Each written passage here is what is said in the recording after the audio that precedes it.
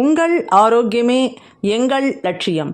மாமியார்ஸ் அடுப்பங்கராவிலிருந்து இன்றைக்கி நீங்கள் பார்க்க போகிறது இந்த சம்மரில் எக்ஸலண்ட்டான ஒரு வடை ரெசிபி. பசங்கள்லாம் சரி, பெரியவங்களும் சரி, எல்லோரும் லைக் பண்ணுவாங்க. ஆக்சுவல் வீடியோக்குள்ளே போகிறதுக்கு முன்னாடி இது வரைக்கும் நம்ம சேனல் சப்ஸ்கிரைப் பண்ணலைன்னா இப்போவே சப்ஸ்கிரைப் பண்ணுங்கள். உங்களுடைய கமெண்ட்ஸை அவசியம் போடுங்க. இந்த வீடியோவை லைக் பண்ணி மற்றவங்களுக்கும் ஷேர் பண்ணுங்கள். வாங்க வீடியோக்குள்ளே போவோம். முதல்ல ஒரு 50 கிராம் துவரம் பருப்பு எடுத்துப்போம்.